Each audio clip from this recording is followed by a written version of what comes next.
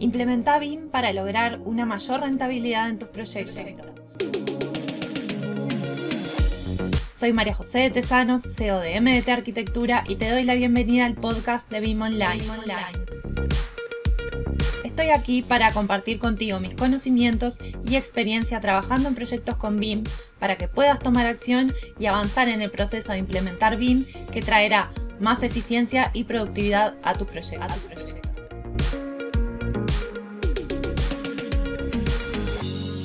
Hoy vamos a hablar de 5 características que, a mi entender, debe tener un modelo BIM. Y lo primero que quiero aclarar es que muchas veces se habla de un modelo 3D como si fuera un modelo BIM, y no necesariamente un modelo 3D tiene que ser un modelo BIM. Un modelo 3D sirve para la visualización del proyecto.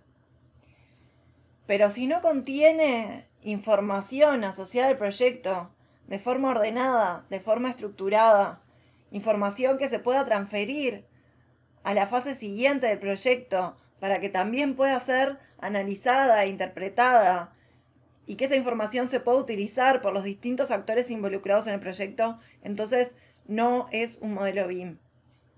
Y sí, estaba hablando de información vinculada a ese proyecto, pero la información necesaria para cada fase, ni de más ni de menos.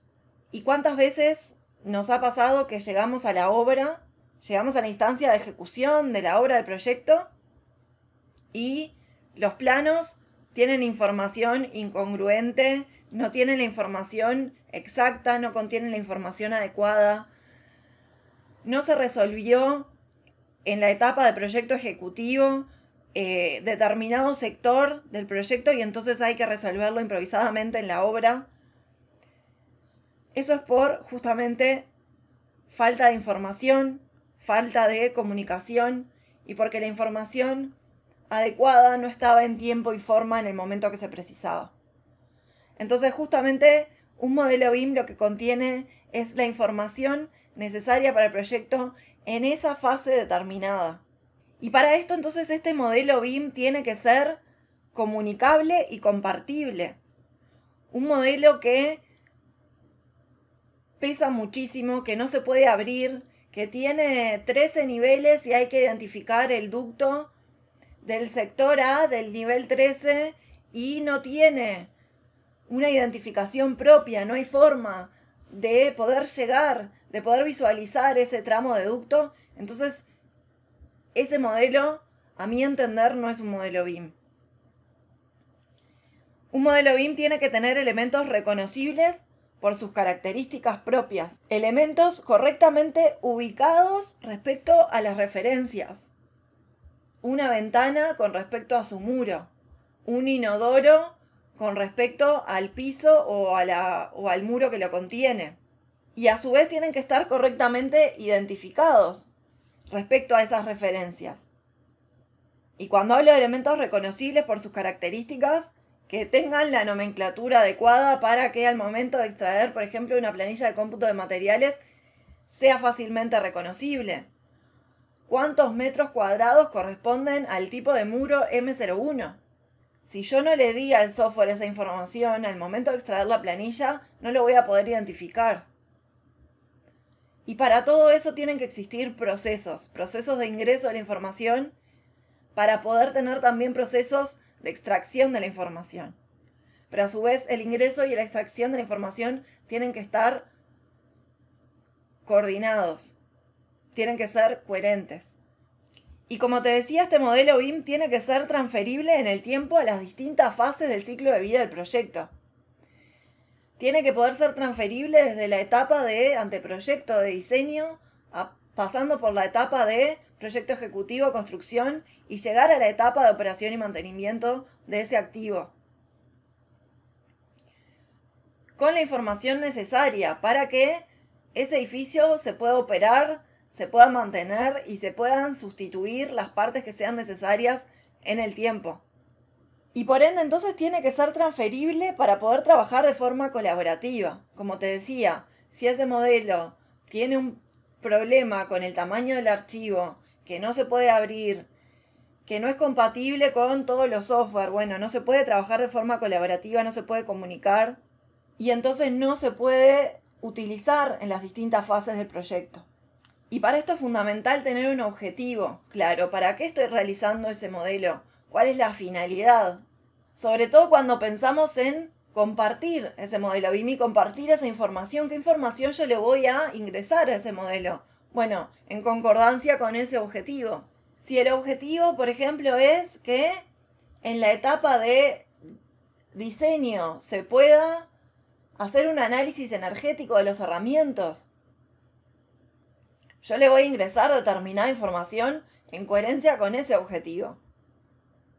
Ahora, si yo en realidad lo que quiero es solamente poder tener un preanálisis muy rápido de distintas opciones de diseño, pero no voy a hacer nada con respecto al análisis energético, esa información no me va a servir de nada y yo estoy sobrecargando el modelo de información innecesaria.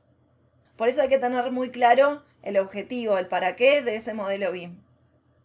Y lo mismo, preguntárselo en cada fase antes de intercambiarlo a la fase siguiente. ¿Para qué estoy realizando ese modelo y qué información debe contener? Y si pensamos entonces es que es fundamental que ese modelo se comparta, sea transferible, debe tener determinados elementos clave para poder ser compartido. Por ejemplo, las coordenadas, estar ubicado geográficamente, tener un norte definido. Como te decía, sí, el objetivo es hacer un análisis energético. Si yo no sé la orientación, la ubicación de ese proyecto, difícilmente pueda tener un comportamiento de las condiciones climáticas o de un análisis solar, por ejemplo.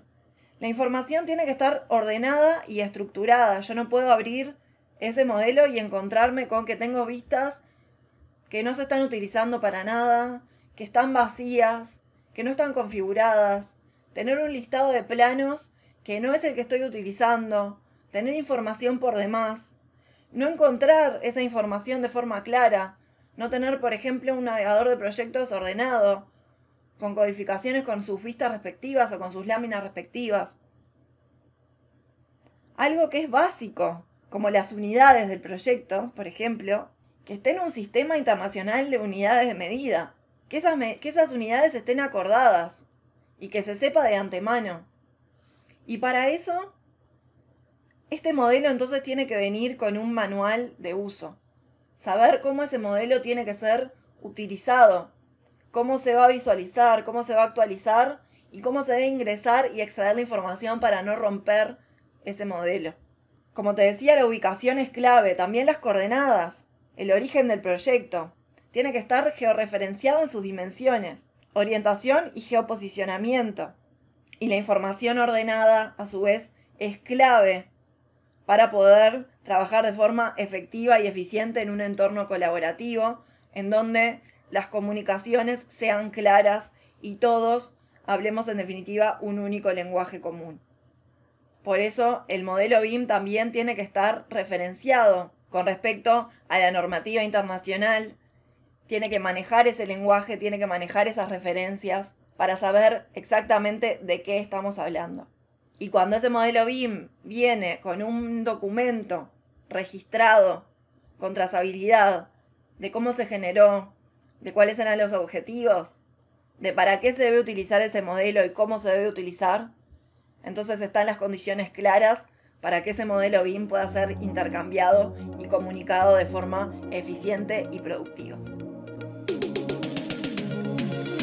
Y hasta aquí el episodio de hoy. No te olvides de suscribirte para recibir más contenido de BIM.